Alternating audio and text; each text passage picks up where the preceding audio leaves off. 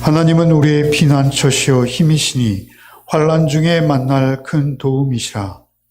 그러므로 땅이 바라든지 산이 흔들려 바다 가운데 빠지든지 바닷물이 솟아나고 뛰놀든지 그것이 넘침으로 산이 흔들릴지라도 우리는 두려워하지 아니하리로다. 셀라.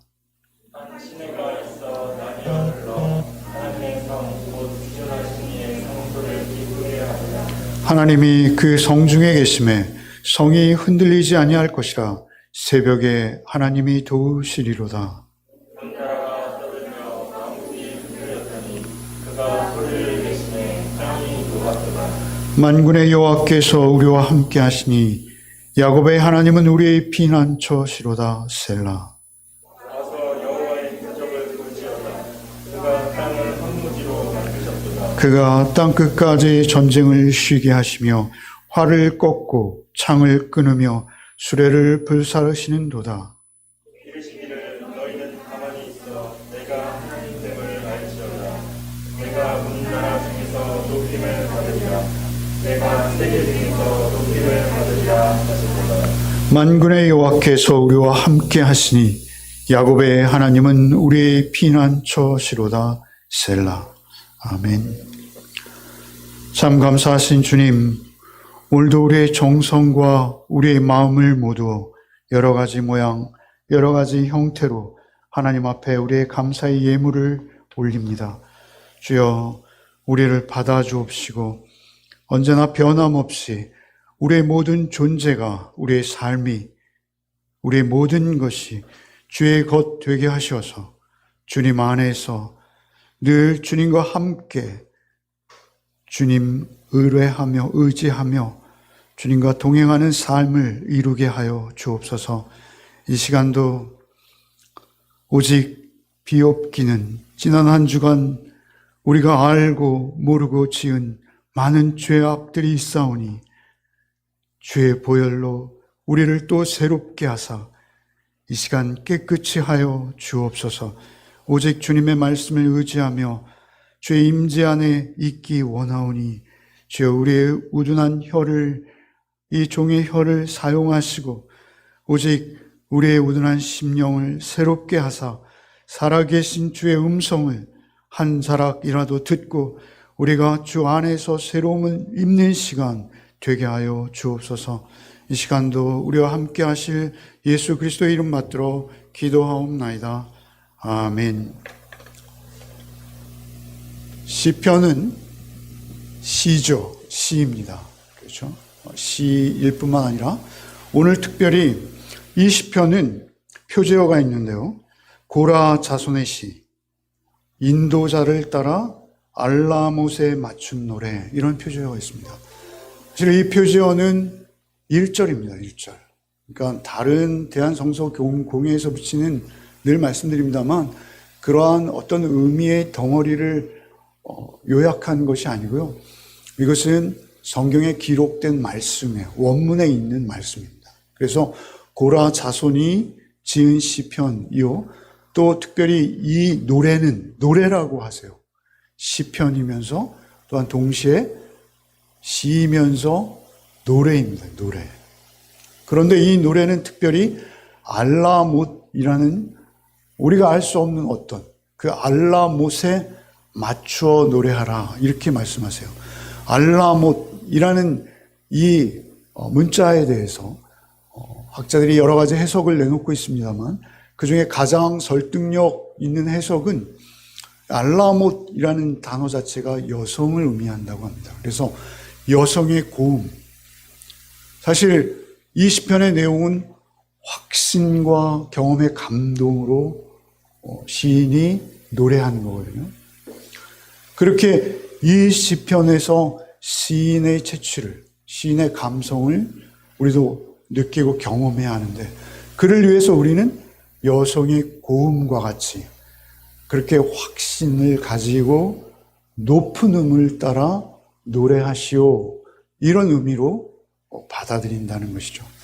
그런가 하면 이 11절 말씀은 세 덩어리로 나뉘어져 있습니다.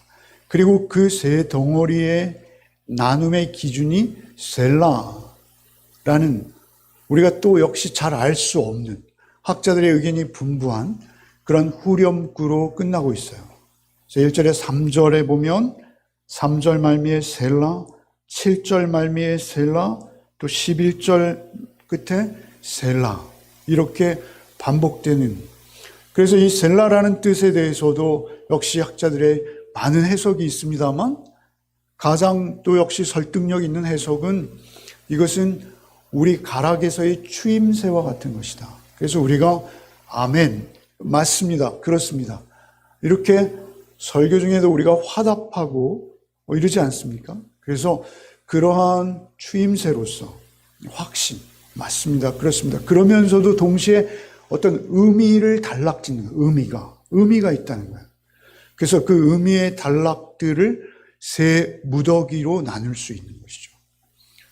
이러한 구조를 대충 우리가 알고 또 이 주제는 우리가 잘 알고 있듯이 이 주제는 하나님은 우리의 피난처시오라는 오늘 말씀의 제목과 같은 주제입니다. 하나님은 우리의 피난처시오. 사실 이 시편을 강해하거나 주석하는 많은 학자들이 반드시 기록하는 이름이 하나 있습니다. 그것은 무엇이냐면 루터입니다. 루터. 잘 알듯이 루터는 우리 기독교 역사를 새롭게 하신 분이시죠. 인류의 전체 역사를 새롭게 하신 분이라고 볼 수도 있습니다. 그 위대한 일을, 그 엄청난 일을 감당했는데 그것은 루터의 힘이 아니라 루터와 함께 하신 주님의 힘이었다라는 고백을 루터는 늘 하고 있었다라는 것이죠. 그래서 그의 측근들이나 그의 친구들이 늘 오늘 우리가 찬양한 내 주는 강한 성이요 라는 고백, 그 고백 아래서 루터는 개인적으로 이 시편 46편을 굉장히 좋아하고 많이 암송하셨다고 합니다. 루터는 로마서, 특별히 이신층의 교리를 기반으로 당시에 교회를 개혁하셨죠. 그러나 개인적으로 특별히 구약의 시편을 굉장히 좋아하시고 많이 읽으시고 암송하셨는데 특별히 이 46편에 많은 위로를 받고 힘을 얻었다라는 기록이 있다는 것이죠. 여러분 오늘 1절 이런 배경을 우리가 대충 알고 이 말씀에서 우리도 나름 우리가 경험한 하나님, 우리가 깨달은 하나님을 경험하시는 시간이 되었으면 좋겠어요. 1절로 3절 말씀을 먼저 한번 읽겠습니다.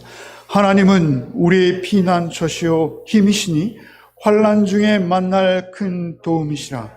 그러므로 땅이 변하든지 산이 흔들려 바다 가운데 빠지든지 바닷물이 솟아나고 뛰놀든지 그것이 넘침으로 산이 흔들릴지라도 우리는 두려워하지 아니하리로다. 셀라.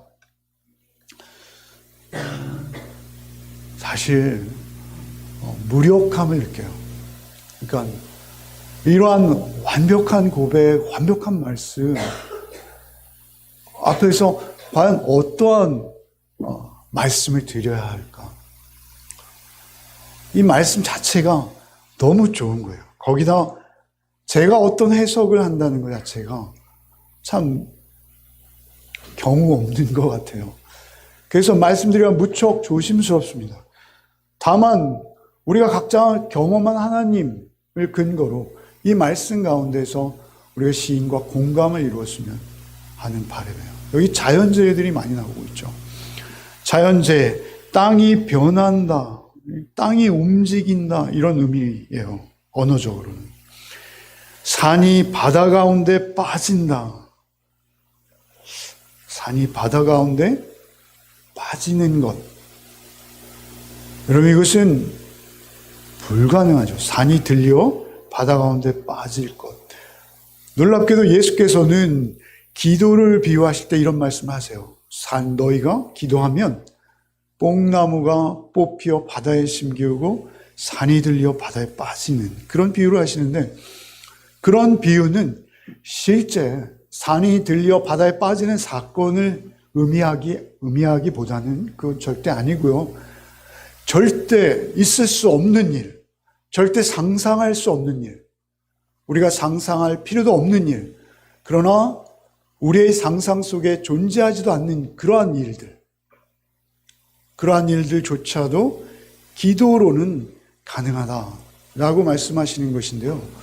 사실은 여기서 이 자연재해들을 이토록 많이 언급하는 이유는 무엇일까요? 우리의 삶 속에 사실 이런 자연재해들이 있습니다. 우리 이웃 나라에서 당했던 쓰나미 여러분 기억하시죠? 멀쩡한 논밭 한복판에 수십 톤 나가는 배가 떡 서 있어요. 그런가 하면 우리는 지진을 잘 경험해 보지 못했습니다만 상상은 할 수 있죠. 땅이 흔들려요. 지진이 나요. 그래서 집에 있는 가구들이 나를 덮친다는 것이죠. 얼마나 두렵고 놀랍겠습니까? 그래서 집 밖으로 피했어요. 그랬는데 그 넓은 평지, 가장 안전하다라고 여길 수 있을 것 같은 그 평지가 흔들리는 거예요. 뿐만 아니라 갈라지는 거예요. 갈라질 뿐만 아니라 그곳으로 집들이 무너져 빨려 들어가는 거예요. 피할 곳이 없는 것이죠. 의지할 곳이 없는 것이죠. 그러한 상태, 마치 땅이 꺼지는 것과 같은 그러한 나의 무능함과 내가 불가항력적인 어떤 그러한 사태에서 내가 할 수 있는 일이 아무것도 없다라고 여겨질 때, 그러한 일들이 우리 인생 중에 찾아올 때가 있다라는 것이죠. 이 의미가 그렇다라는 것입니다. 우리가 꼭 이 자연재해만이 아니라 이 본문을 주석하는 모든 주석가들은 우리가 의지하고 늘 믿고 의뢰했던 것들, 그것들이 근본적으로 흔들리고 무너져 내리기 시작할 때, 여러분 이러한 경험은 야곱이죠. 야곱. 뭐라 해도 야곱만한 파란만장한 인생을 살았던 사람이 있을까요? 늘 야곱을 묵상합니다. 야곱이 당했던 일들은 정말 이런 쓰나미 내지는 지진과 같은 일들이 그의 인생에 계속 일어나는 것이죠. 계속.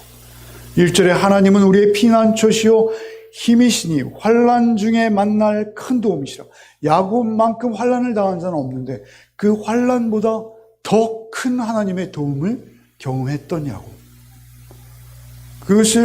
그래서 오늘 7절과 11절에 야곱의 하나님은 우리의 피난처시로다 이렇게 말씀하셨죠. 이스라엘이라 하지 않고 야곱이라고 하세요. 여러분 야곱은 땅 꺼지는 경험이 한두 번이 아니었을 것이죠. 우리가 너무나 잘 알고 있는 사건들을 다시 말씀드립니다만 정말 이거는 심각한 사건들이에요. 여러분 야곱의 별명은 마마보이죠. 우리 잘 알죠. 마마보이. 엄마의 치마폭에 휩싸여서 시키는 대로 아버지를 속이고 거짓말하는 정도가 아니죠. 그냥 아버지를 간단히 속이는 게 아닙니다. 그런가 하면 에서에게 한 짓을 보십시오. 이제 마마보이가 의지할 곳은 자기 엄마 그리고 자기 집입니다. 그런데 그 집에서 자신의 생명을 위협하는 존재가 드러난 것이죠. 이제 더 이상 집에 머물 수 없습니다. 그때 당시의 사회문화적 환경을 생각해 보십시오. 집을 떠나는 것 자체는 죽음이라는 것입니다. 그런데 그 집을 등지고 하염없이 생면부지의 외삼촌 집, 그것도 보통 거리가 아니죠. 그 집을 향해 가던 중 누상에서 돌을 베개 삼아 누웠을 때 야곱의 심정은 어땠을까요? 아마 지진을 경험하는 것이 바로 그런 거 아닐까요? 그런데 그의 인생은 계속 그 사건을 방불하는 위기들이 반복되고 있습니다. 라반의 집에서 도망할 때, 라헬인지 알고 눈을 떠보니 레아일 때, 여러분 그러한 인생들은 보통 사람들이 경험할 수 없는 그러한 인생들입니다. 자신의 외삼촌이 자신을 죽이려고 쫓아오는 것을 알고 도망하는데 자신의 처와 자신의 아이들은 걷기도 힘든 그러한 상황. 여러분 그것은 쓰나미가 덮쳐오는데 아무 대책 없이 자신의 외동딸이 성적인 추행을 당하고 거기까지도 하늘이 무너지는데 그 오빠라는 자들이 그들을 할례받게 하고 그들을 야비하게 속임수로 그들의 생명을 다 끊어버리는 사건.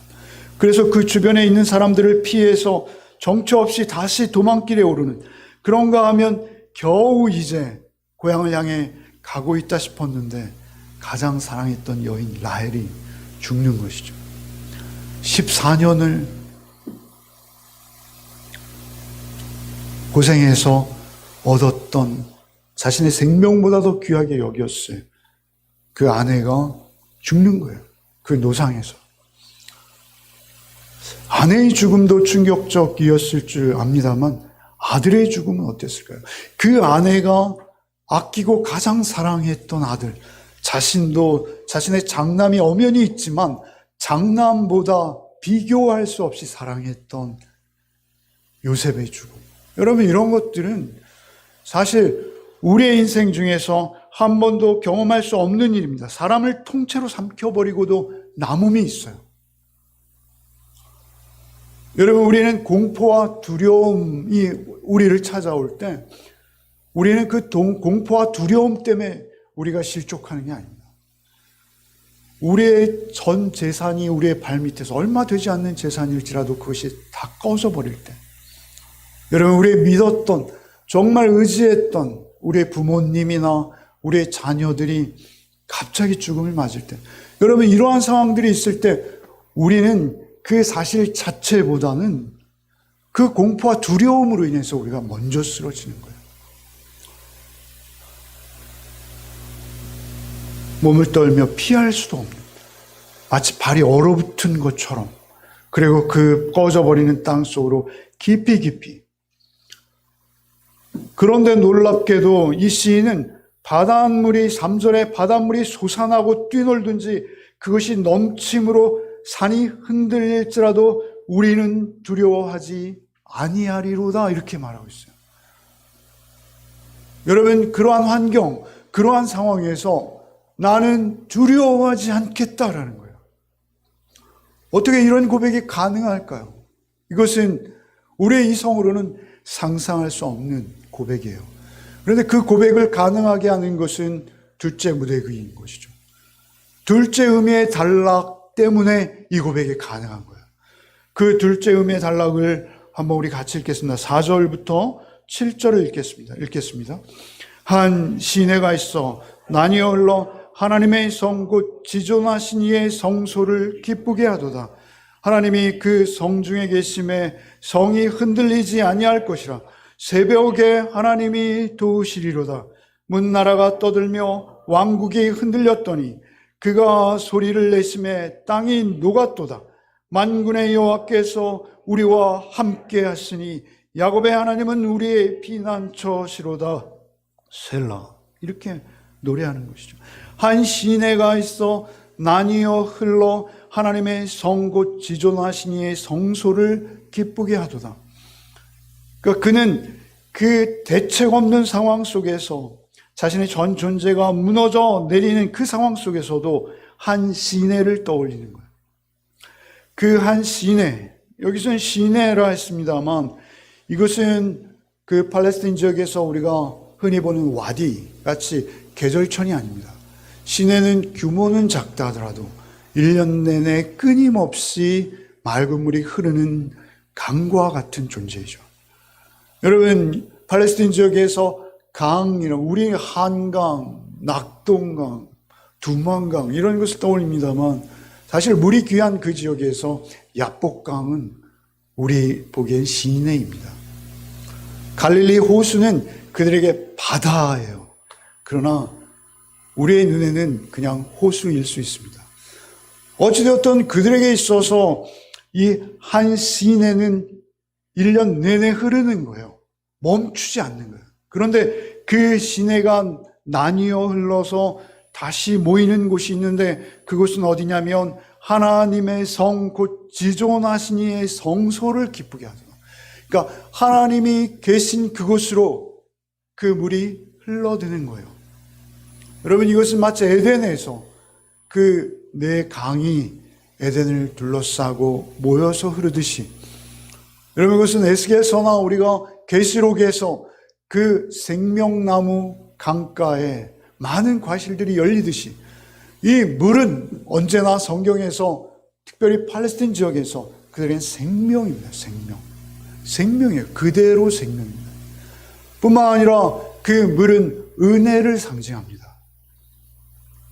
그래서 사실 신약에서는 이것은 좀 나간 해설입니다만 우리 성도님들은 너무나 구체적으로 잘 알고 계십니다만, 성소는 무엇이죠? 우리가 성소입니다.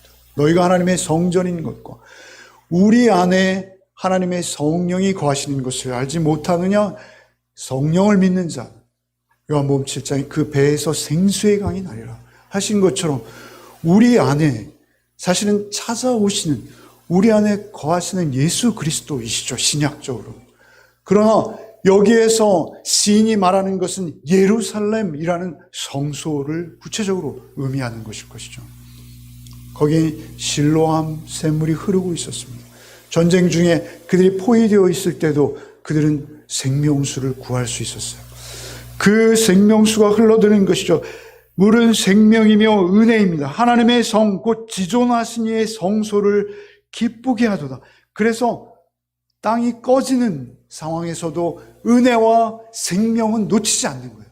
은혜와 생명이 내 안에 찾아오셔서 나와 함께 지금 현존하시는 거예요.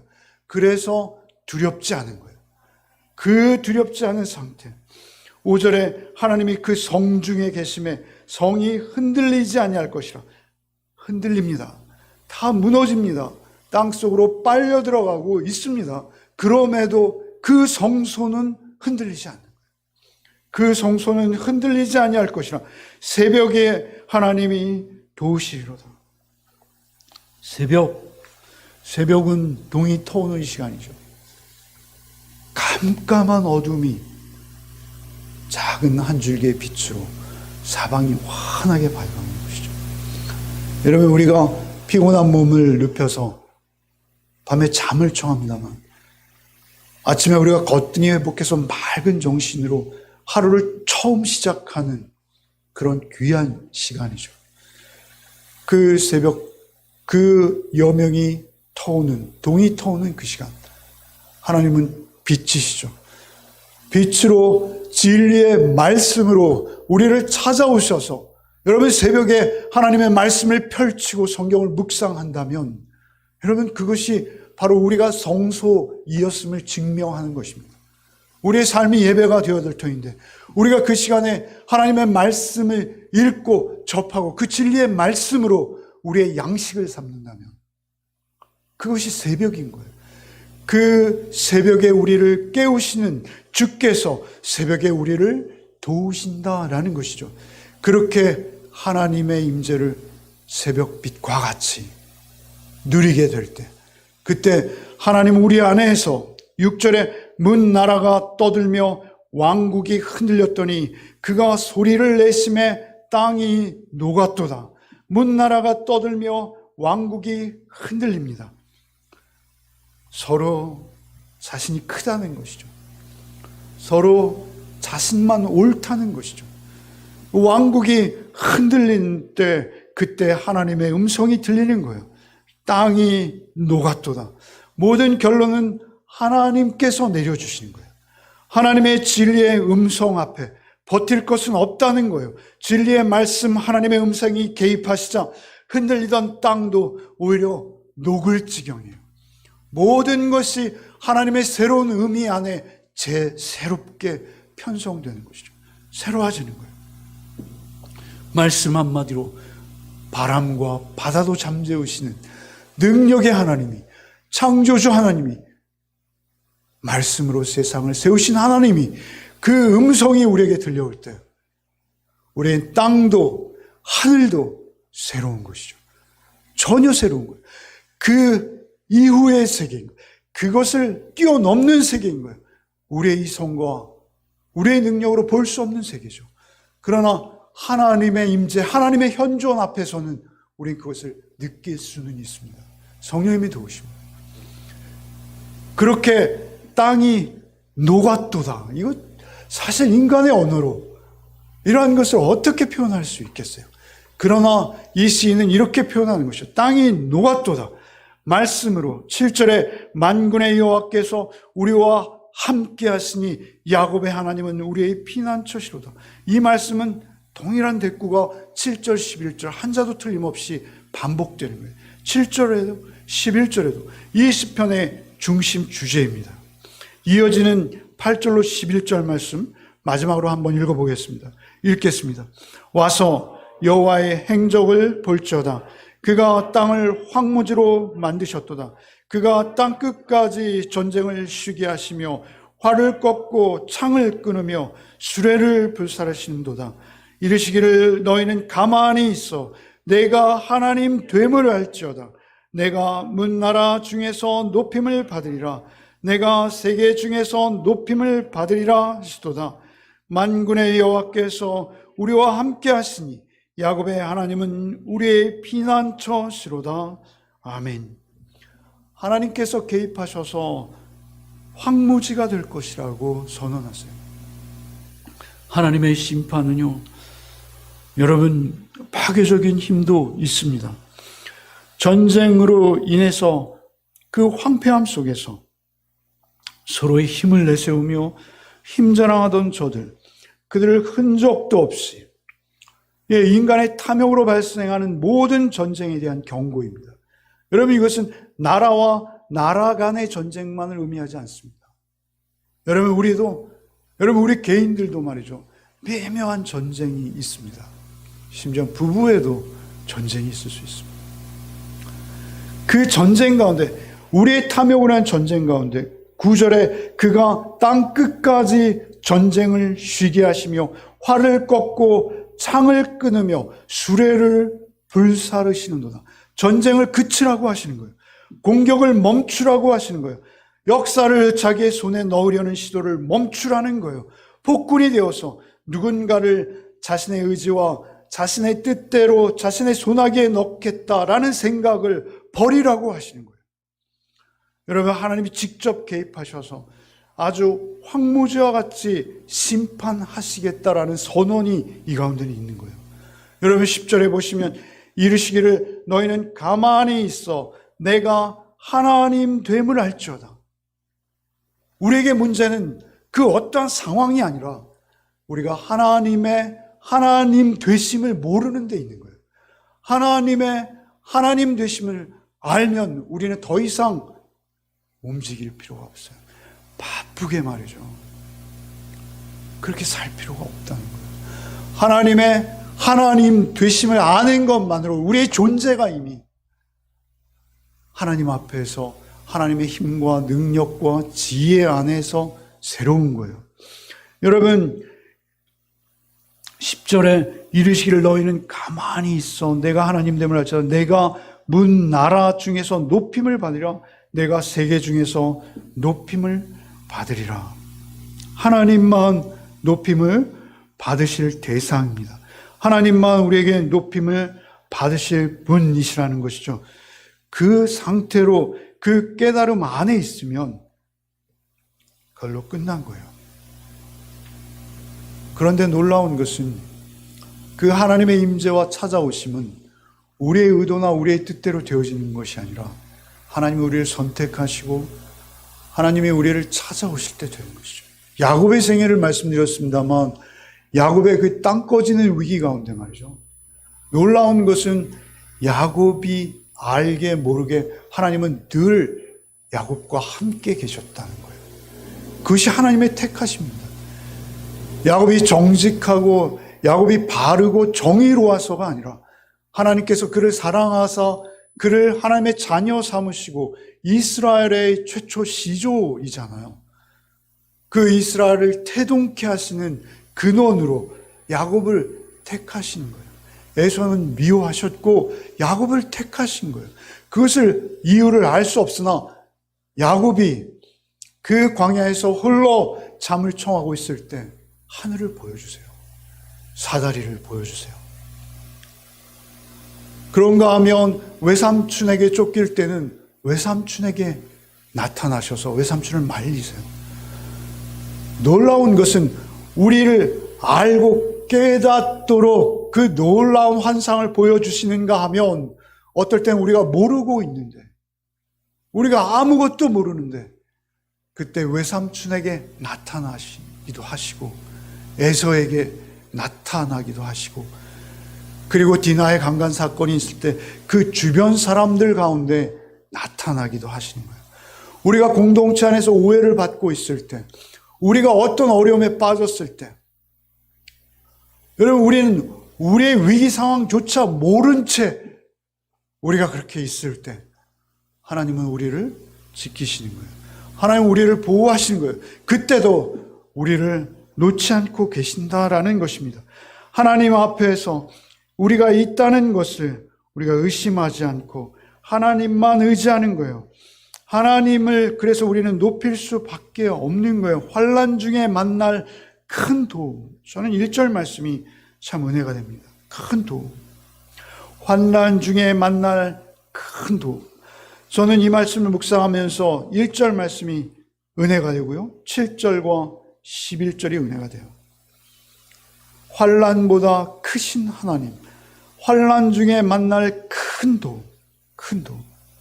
그 환난을 덮고도 남음이 있는 도움, 그것을 시인은 경험한 거예요. 여러분 7절과 11절 동일한데요. 7절도 한번 읽고 11절도 한번 읽읍시다. 이건 노래거든요. 사실은 시편을 저 혼자 열불나게 이렇게 말씀드리는 것보다 여러분이 계속 노래하시는 게 나을 것 같아요. 7절, 11절 한번 읽어봅시다. 7절 먼저 읽겠습니다. 만군의 여호와께서 우리와 함께 하시니 야곱의 하나님은 우리의 피난처시로다. 11절 만군의 여호와께서 우리와 함께 하시니 야곱의 하나님은 우리의 피난처시로다. 여러분 한 주간 살면서 이 노래를 멈추지 마십시오. 야곱의 하나님은 우리의 피난처시라. 저는 이 말씀이 이렇게 들려요. 야곱의 하나님은 우리의 하나님이야. 야곱의 하나님은 너의 하나님이야. 야곱의 좋으신 하나님, 야곱의 그 넘치는 사랑으로 야곱을 간섭하시고 찾아오시고 위기 때마다 강하시고 의로우신 손으로 붙들어 주시는 하나님, 그 이방 왕 바로 세상을 모두 가진 듯한 애굽 왕 바로 앞에서 하나님의 이름으로 그를 축복하는 야곱, 그 넉넉한 야곱의 품성으로 우리를 찾아오시는 하나님, 야곱의 하나님, 우리의 하나님, 너의 하나님, 야곱에게 역사하신 하나님, 너의 하나님. 땅이 변하고 2절 3절에 땅이 변하고 산이 흔들려 바다 가운데 빠지며 바닷물이 솟아나고 뛰놀며 바닷물이 넘침으로 산이 흔들릴지라도 6절에 문나라가 떠들며 왕국이 흔들리더라도 세상이 온통 전쟁 중에 있더라도 만군의 하나님께서 우리와 함께 하시기에 흔들리지도 두려움도 없다는 거예요. 여러분, 우리가 하나님은 우리의 피난처라는 이 말씀을요, 이렇게 피상적으로 여길 수 있어요. 하나님은 거기 계시고, 하나님은 우리의 피난처니 하나님께 피하라. 성경에 물론 이런 표현도 있어요. 하나님께 피하라. 하나님께 피하라. 여기선 그게 아닙니다. 여기선 그게 아니고, 야곱의 하나님은 우리의 피난처, 우리의 피난처인데요. 여러분 또 이것은 이런 의미도 있어요. 여러분, 하나님은 우리의 피난처이세요. 하나님은 나의 피난처이세요. 피난처로 피하라는 게 아니라 그 존재가 나의 피난처인 거예요. 그래서 A는 B이다, 뭐 이런 표현 많잖아요. 은유적 표현들. 그런데 하나님 존재가 나와 함께 하셔서 나에게 생명강수 되어주고 은혜 주실 때, 여러분 우리는 이미 그 피난처 안에 있는 거예요. 세상에 어떻게 흉흉하고 지진하고 파도가 쓰나미가 덮쳐와도 나는 안전한 거예요. 내가 너를 거기서 혼자만 납작 들어서 안전한 곳에 새롭게 놓아주겠다. 이런 게 아니라는 거예요. 그 환경은 그대로인 거예요. 전쟁은 전쟁인 거예요. 그 상황은 변하지 않아요. 때로는 하나님이 우리를 치유하시기도 하시지만 우리에게 가시를 주실 때도 있는 거예요. 그때 우리가 그 피할 수 없는 상황 가운데서 우리가 의지할 것은 과연 내가 하나님 안에 있는가? 하나님 내 안에 계신가? 나의 생각과 사상과 나의 모든 판단이 하나님의 진리의 말씀 안에 있는가? 그래서 내가 그 말씀을 쫓아 살려는 각오로 하나님 앞에 온전히 헌신되어 있는가? 그것만이 문제가 되는 거예요. 그러면 이미 우리는 하나님 안에 있는 거예요. 그래서 다른 걱정은 필요가 없는 거예요. 하나님이 나를 버티게 하시고 하나님이 나를 보호하시고 나를 땅이 변하고 흔들려 바다 가운데 빠져도 나는 지켜주시겠다는 거예요. 여러분, 바울 사도께서 역시 동일한 고백을 하시는 거예요. 바울 사도의 고백, 고린도후서 4장 7절 이하를 제가 읽어드리겠습니다. 자막을 준비 안 했는데요. 그냥 읽어드리는데요. 고린도후서 4장 7절 이하, 우리가 이 보배를 질그릇 안에 가졌으니 이는 심히 큰 능력은 하나님께 있고 우리에게 있지 아니함을 알게 하려 함이라. 우리가 사방으로 우겨싸움을 당하여도 쌓이지 아니하며 답답한 일 당하여도 낙심하지 아니하며 박해받아도 버림받지 아니하며 거꾸로 뛰림을 당하여도 망하지 아니하고. 거꾸로 뛰림을 당했어요. 우리 스스로 넘어지지 않나요? 여러분, 거꾸로 뛰림을 당해도 일어난다는 거예요. 거꾸로 뛰림을 당하여도 망하지 아니하고 우리가 항상 예수의 죽음을 몸에 짊어지면 예수의 생명, 그 은혜, 그 생명이 또한 우리 몸에 나타나게 하려 함이라. 여러분, 우리가 주님 안에서 우리의 육적 생명은 죽었어요. 우리는 자기를 부인할 수 있는 자들이에요. 여러분, 우리 안에 그 생명 강수가 흐르고 있기에, 우리가 그 사랑 안에 거하고 있기에, 그 사랑에 매여 있기에. 여러분, 로마서 8장 32절 이하, 좀 깁니다만 여러분 그냥 읽어드리겠습니다. 조금 의미를 따라오시기 바랍니다. 하나님의 임재를, 하나님의 아들 예수 그리스도의 십자가 사랑을 통해서 성령의 도우심으로 깨달은, 그리고 그 보혜사께서, 보혜사는 성령님이시며 예수의 영이에요. 그 영이 자기와 동행하고 있을 때 사도의 그 고백의 절정이 바로 로마서 8장 후반절입니다. 로마서 8장 32절 이하, 자기 아들을 아끼지 아니하시고 우리 모든 사람을 위하여 내어주시니가 어찌 그 아들과 함께 모든 것을 우리에게 주시지 아니하겠느냐. 누가 능히 하나님께서 택하신 자들을 고발하리요. 의롭다 하시니 하나님이시니 누가 정죄하리요. 죽으실 뿐 아니라 다시 살아나신 이는 그리스도 예수시니 그는 하나님 우편에 계신 자요 우리를 위하여 간구하시는 자시니라. 누가 우리를 그리스도의 사랑 안에 끊으리요. 환난이나 공고나 박해나 기근이나 적신이나 위험이나 칼이랴.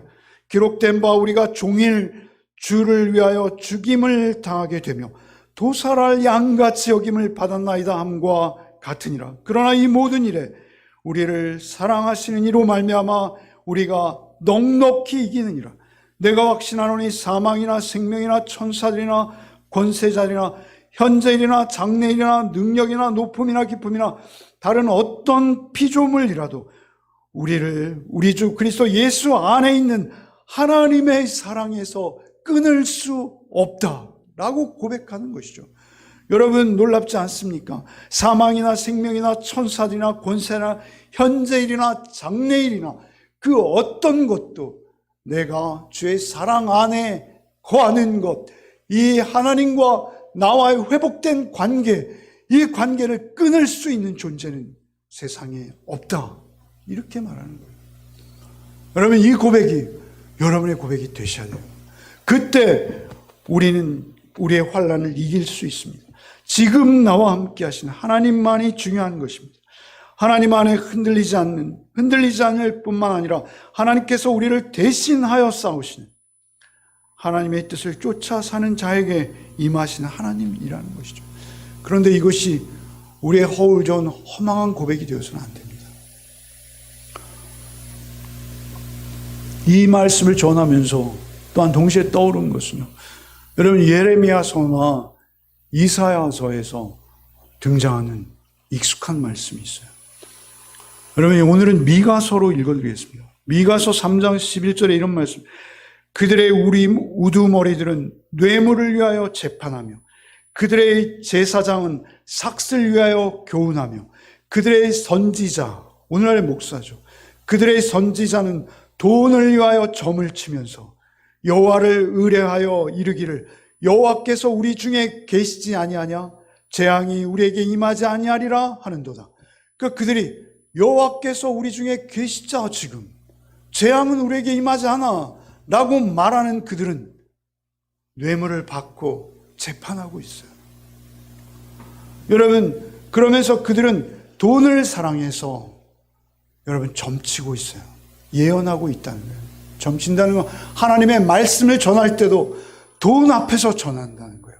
자기의 목적과 자기의 어떤 목표를 이루기 위한 수단은 될 수 있어도 하나님의 진실한 음성은 될 수 없는 거예요.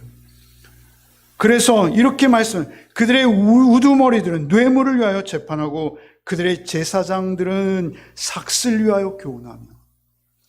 여러분, 이렇게 될 때 하나님 우리와 함께 하시지 않으세요? 우리가 하나님은 우리와 함께 하셔 라고 공연부를 외워봐야 소양없다는 것입니다. 하나님께서 하나님의 뜻을 쫓아 살아가는 하나님의 자녀, 하나님의 백성에게 함께 하시는 거예요. 그때 우리는 우리의 말씀 묵상이 이들의 헛된 주문과 같지 않다는 거예요. 서두에 우리가 루터 이야기를 꺼냈습니다. 루터 이야기를 조금만 더 하고 마치겠습니다. 루터는 개인의 힘과 능력이 아니었어요. 여러분, 우리가 너무나 잘 아는 내용이에요. 그러나 여러분, 오늘 이 시편 46편이 그렇듯이 잘 아는 게 중요한 게 아니에요. 여러분, 그것이 우리의 노래가 돼야 돼요. 루터는 말이죠, 루터는 그의 종교개혁의 힘의 근원을 이 시편 46편으로 고백하는데요. 여러분, 우리가 여러 번 말씀드렸어요. 여러분, 루터의 친구들이 만류합니다. 보름스에서 있는 제국회의에 가면 죽는다. 거기만큼은 피해야 한다. 로마의 황제와 그리고 로마의 교황의 대리인들이 이제 루터를 죽이고자 하는, 그래서 많은 형제들이, 루터의 동료들이 그들의 손에 죽임을 당한 그 상황에서 그는 그 재판에 갑니다. 가는 이유는 하나입니다. 그 앞에서 당당히 자기 주장을 하려고 가는 것이죠. 그리고 세상 사람들이 그를 주목해 보고 있었어요. 그 앞에서 하나님만을 의지해서 그곳에 사는 것이죠. 보름스의 집은 기와장만큼이나 많은 마귀들이 자리를 잡고 있다 해도 나는 그곳에 가겠다. 이것이 루터의 대답이죠. 그리고 그 의회에서 루터가 받은 질문은 두 가지였습니다. 그대의 이름으로 출판된 이 책들을 그대의 것으로 인정하는가? 그대는 이 책들에 쓴 내용을 철회할 준비가 되었는가? 이 책들을 쭉 늘어놓고요. 이 책들이 당신이 쓴 게 맞아? 첫 번째. 두 번째, 이 책들에 있는 내용을 당신 부인할 수 있어? 그러면 살려주겠다는 것이죠. 그때 루터의 답변이 길어요. 그런데 그 후반부를 제가 읽어드리겠습니다. 내 양심은 하나님의 말씀에 사로잡혀 있습니다. 나는 아무것도 철회할 수 없고 또 그럴 생각도 없습니다. 왜냐하면 양심에 반해 행동하는 것은 안전하지도 못할 뿐 아니라 현명한 일도 아닙니다.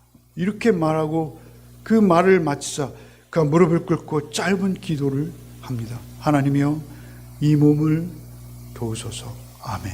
이렇게 기도한 것이죠. 하나님이여, 이 몸을 도우소서. 아멘. 그는 이미 죽음을 각오한 거예요. 하나님 앞에 그의 생명을 내어드린 거예요. 생명의 주인 되시기에 그 생명의 주인 앞에 자신의 생명을 되어 드린 거예요. 그때 하나님은 루터를 쓰시는 거예요. 그때 하나님은 루터를 루터 되게 하시고 루터를 통해서 인류의 역사의 흐름을, 거대한 흐름을 바꾸시는 것이죠.